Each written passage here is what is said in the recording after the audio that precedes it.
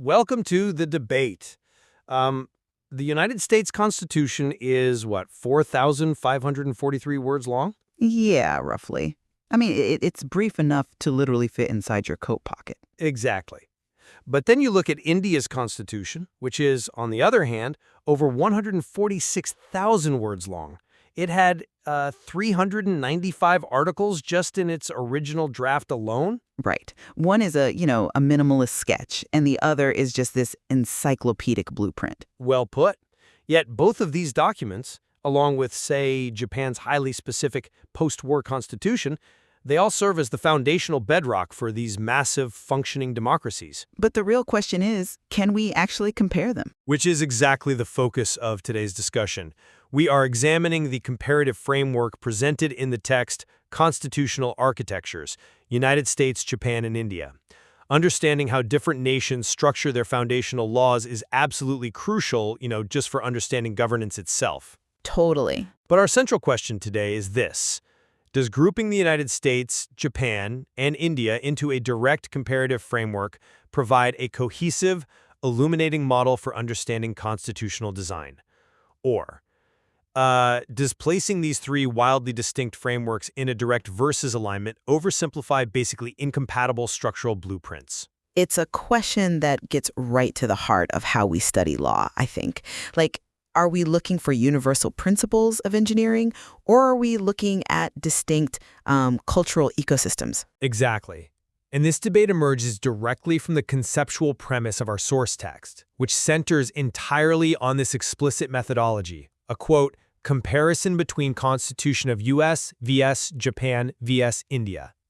So to state my position up front, I argue that comparing these three specific nations provides a really vital contrasting architectural framework.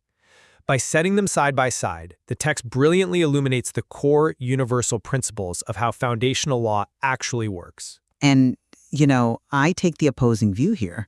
While I definitely respect the ambition of the text, I argue that placing the U.S., Japan, and India in a direct comparative model is methodologically fraught. Fraught how, exactly? Well, my primary concern is that it risks forcing fundamentally distinct legal blueprints into an artificial alignment. It sort of tricks us into thinking they are solving the same problems when they are in fact playing entirely different sports. Let's dive right into those mechanics then, because I look at the source material's specific triad, comparing the US, Japan, and India, and I see a theoretically sound and honestly analytically powerful choice. The phrase constitutional architecture isn't just poetic, right? It implies a structural foundation that can be objectively measured. I mean, a constitution is engineered. Sure, it is engineered, but It allocates power, it builds checks and balances, it constructs a literal framework for civic life. By evaluating these three specific frameworks against one another, we establish a really comprehensive spectrum of how foundational law can be engineered. right, but We aren't just looking at random collections of laws. We are looking at the structural integrity of statehood. The US, Japan, and India provide distinct enough variables within democratic governance that, placing them side by side allows us to see the full potential of constitutional architecture. It's basically an ideal comparative laboratory. see, my concern right out of the gate is the assumption that this laboratory yields valid results. Okay. Treating the U.S., Japan, and India as direct comparative equals under this unified umbrella of constitutional architecture is highly problematic to me. A constitution is not a standardized blueprint. No, of course not. It is an organic reflection of deeply distinct historical, cultural, and political realities. So when we assume they all share a comparable architecture that can just be neatly lined up and evaluated in some three-way standoff, we risk obscuring the unique structural logic of each respective document. The methodology of direct comparison here might actually blind us to what makes each constitution function in its own distinct ecosystem. Okay, I completely agree that they are born from different ecosystems, but I fundamentally disagree that this makes them incomparable. Really? Why? Because every constitution, regardless of its cultural origin, must perform certain structural functions. It must establish the limits of state power, define the rights of the citizen, and create mechanisms for resolving disputes. Yes, on a basic level. Right. These are the load-bearing walls of any republic. Because the US, Japan, and India all possess these fundamental structural elements, they're highly comparable. But are they really the same load-bearing walls? I mean, the term architecture assumes a universal geometry that I just don't believe exists in foundational law. How so? Well, you are suggesting that a specific structural element, say the division of federal power, serves the exact same structural load-bearing function in one document as it does in another. But what if the blueprints of the US, Japan, and India are conceptually distinct at their very core? Distinct in what way, though? Give me an example of what you mean. Okay, let's look at the actual mechanics of these documents, starting with the why and the how. The United States Constitution was drafted by highly suspicious 18th century agrarians, right? Right. Guys who had just fought a war against a tyrannical central authority. Their primary goal was negative. How do we prevent the accumulation of power? So the mechanism they built was deliberate friction. They separated the executive, legislative, and judicial branches to intentionally create gridlock. Which was a massive innovation at the time. Absolutely. But now, contrast that with the Indian Constitution. It was drafted in the mid-20th century to manage a newly independent, vastly diverse subcontinent traumatized by partition. Yeah, a completely different context. Entirely. Its primary goal was positive. How do we forge unity and enact massive social reform? So it centralizes enormous power, detailing exactly how the state will function down to the administrative level just to prevent the country from fracturing. Right, which makes for a brilliant comparison. Okay, wait, let me finish that thought. My point is that the laws of physics applying to these structures are entirely different. If one constitution uses gridlock as a feature to prevent tyranny and another uses centralization as a feature to ensure survival, their architectures aren't just different styles of the same building. I see where you're going with this.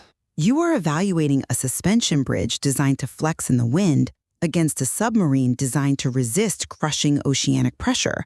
Using a singular concept of architecture to evaluate them forces us to use the same metrics for completely incompatible structural logic. Okay, I hear your submarine and suspension bridge analogy, but I actually want to ground this back in the physical architecture metaphor we've been circling, because I think it actually proves the source text point. Okay, I'm listening.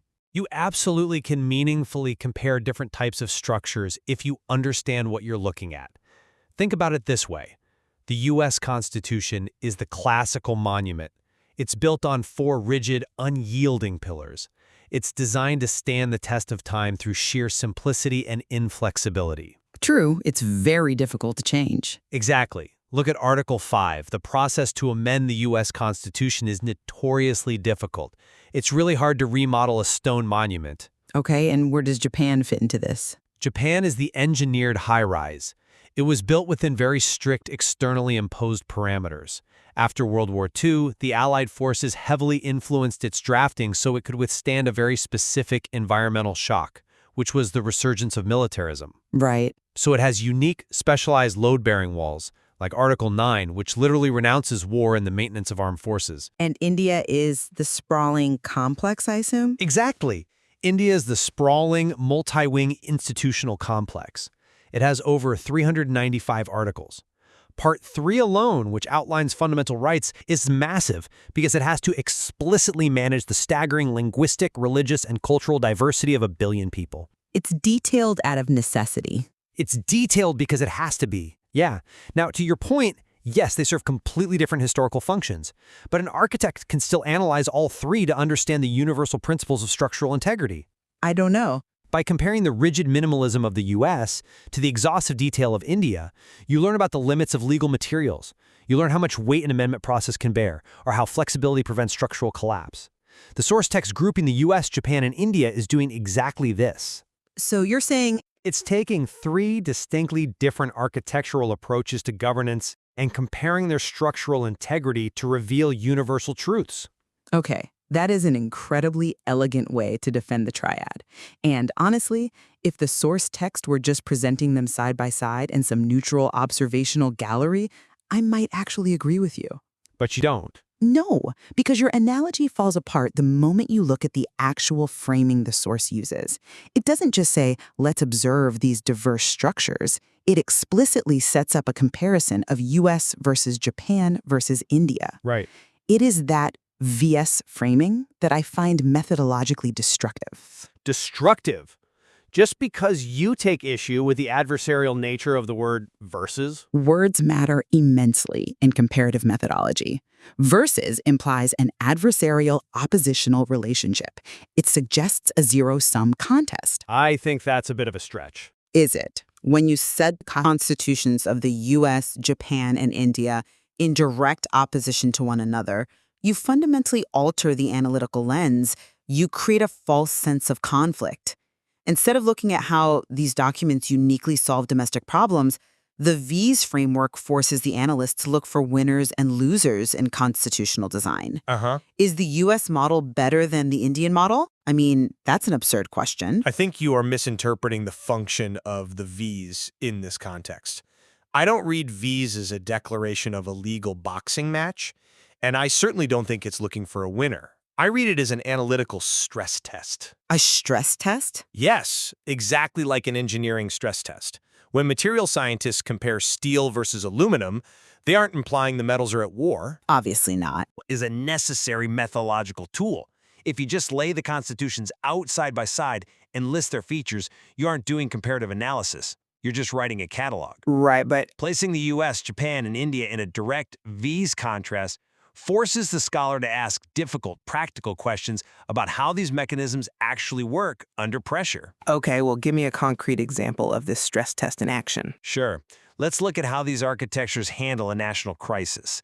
In the United States, the Constitution is incredibly sparse on emergency powers. Very true. When a crisis hits, the executive branch usually expands its power, and it relies on the judicial branch to eventually rein it back in. Again, relying on that built-in friction we talked about. But contrast that, US versus India, with the Indian Constitution. Okay. India has an entire section, Part XV III, dedicated explicitly to emergency provisions. Under specific threats, the Indian Constitution legally allows the federal government to temporarily strip power from the states and become a unitary, centralized state. right, it's a massive structural shift. Exactly. So placing them in a V's framework lets us ask, which architecture is more structurally sound during a crisis? The minimalist one that relies on implied powers and judicial review, or the encyclopedic one that explicitly maps out an emergency override? I see the utility in the question. Contrast is the mechanism through which we achieve clarity. You can't see the edges of the U.S. approach until you bump it up against the Indian approach. But contrast for the sake of contrast yields false positives, especially when you ignore the environment. Let's stick with your engineering stress test analogy for a second. All right. If you are testing steel versus aluminum, you must test them under the exact same environmental conditions, say 100 degrees Celsius and 10,000 pounds of pressure to get a valid objective result. Yes, that's how a controlled test works. But constitutions don't exist in a vacuum. The VERSE framework assumes a controlled laboratory environment that simply does not exist in comparative law. The environment is different, yes, but the stress is universally human. The struggle for power. But the nature of that struggle changes the physics of the document. You cannot subject the constitutional architecture of Japan with its Article 9 pacifism to the exact same historical, geopolitical, and social pressures as the constitutional architecture of India, and then objectively compare how they hold up. Well, Japan's constitution was written while occupied by a foreign power and relies heavily on an external security umbrella. India's was written while violently cleaving from a foreign power and having to immediately secure its own borders against hostile neighbors. right, the post-partition reality. Exactly.